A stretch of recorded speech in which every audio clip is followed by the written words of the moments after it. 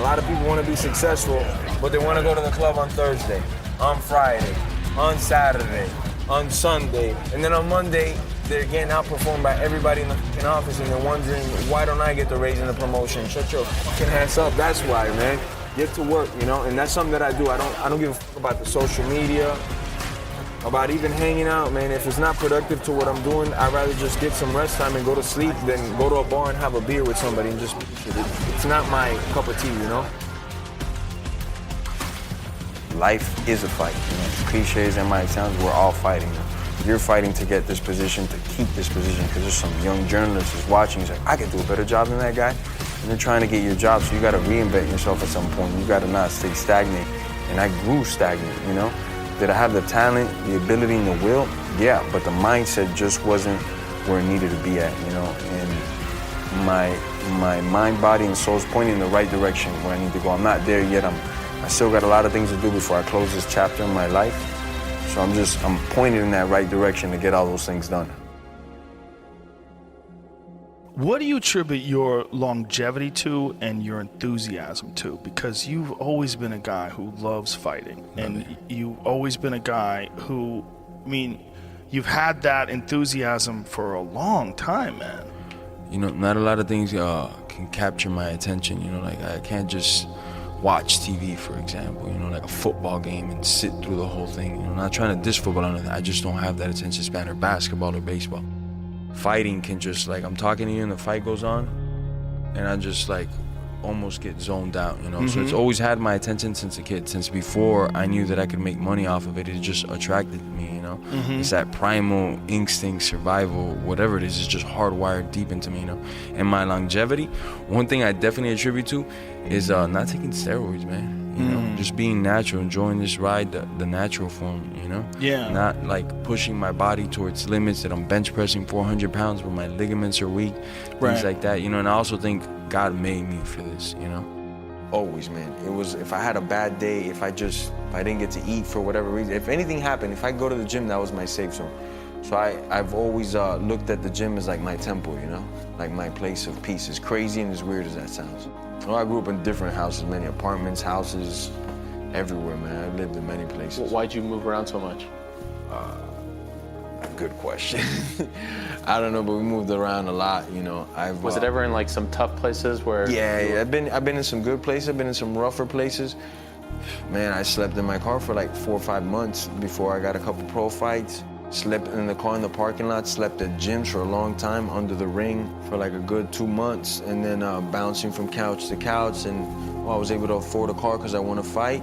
I got another place to sleep, and I got AC, I'm set, you know. That's the type of individual I am. I didn't let nothing stop me since a young age. I didn't care if I had a house or if I had the right gear or not.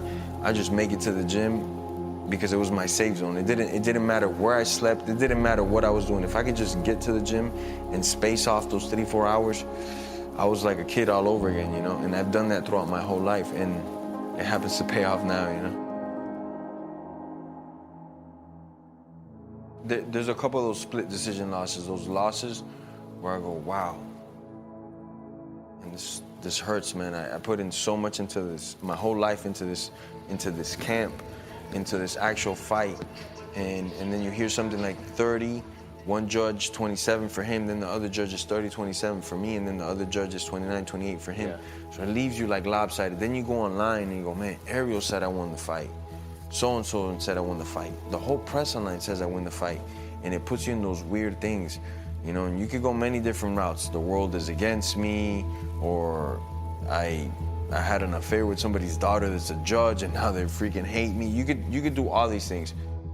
And you gotta kind of be a little cheesy and be like, man, I gotta find the most positive way and the least resistance to my success, you know, and that was just end these guys. I just gotta finish them. I'm gonna get better. I kept telling myself, I know I could do this. I'm gonna get better. It's just a matter of time before everything falls into place. You know, still everything hasn't fallen into place yet, but it will soon. Shut down a lot of negative programming, a lot of things in my life, and just my outlook on certain things, you know, that had to change. And with that's come the success that I got now in a lot of ways, you know. Also, like you said, I've been doing this for 16 years, so I got a lot of tools people don't know. I've been sharpening tools a lifetime, you know. I got more than 16 years in this sport, just 16 years pro. I've been doing it amateur for some time too. So it's just literally a lifelong journey for me, you know. And I'm the king of the split decisions in the UFC. Besides having the fastest record in the world, I got the most split decision losses. And I was there laying there one night and just reversing, like, cause I don't have the best of memories for like names and faces, but for like fights and certain situations, training camps, things like that, my mind can work like a HD 4K DVR. I could see things in slow motion. I could go back to that fight. What was I doing for that training camp? So I started seeing all the positive things that I had done in training camps and what results those got me. And things that weren't as positive or got those results, whether they were good or bad or I thought were tough and demanding, but they didn't give the results, I started getting those things out. And then I also started thinking about those decisions, like, man, if I had won that decision, where would I be in my career, right? And then I stopped myself and I go, that's the problem right there. I've been thinking like a peasant this whole time. How about if I ended those dudes, if I baptized them, send them off to the shadow realm, what would happen then? And that's all that's been on my mind since I came back. And I think actions speak louder than words. So that's all I've been doing since I've come back. Decisions that I know for a fact. It took me a while to understand it. We're not friends. I know we're water and oil, we don't mix. But me hurting people and sending them to another realm, that's a good combination, you know? It works. Ends up being that I go for the show 13 weeks and there's no phone, no radio, no TV. I've said it numerous times, but this is kind of how I got to find out exactly what I had to do. It sounds as corny as it may be, but being out away from everybody just by myself, I got to find me. I got to just listen to my voice, not a million different opinions or some stupid song on the radio or anything. I just got to hear my own voice and what I want done in my life before I close the chapter on fighting. And these are some of the things that I want done in my life. I'm still nowhere near where I have to get at, but I'm pointing in the right direction. My mind, body, and spirit is pointed towards the right direction for a long time in my life and my career. So these last 4 years that I got, it's gonna be a roller coaster for everybody watching. I'm gonna snatch everybody's soul. Every time I fight, I love people going, when I fight, you know, that I just took their breath away. I love that feeling. So these last 4 years are gonna be, they're gonna be something wild, man. That's the biggest difference, because I've been hearing those comparisons, because I'm in no way, shape, or form Jesus. I've been hearing they call him street Jesus. There is a real Jesus, and when he baptizes you, you go to heaven. Street Jesus, if you get baptized by me, you know where you go, right? Shadow realm, baby, you know? So I just want to make that abundantly clear, man. I want to separate myself from everybody that's ever competed in this octagon. These last years that I have, I wanted to be, forget about everything I've done to this point. Forget about my last 2 fights. Everything I've done in my career, I've already men in black myself. I don't even know. You got to remind me of it. I don't know, and I don't care. It's what I got left in me.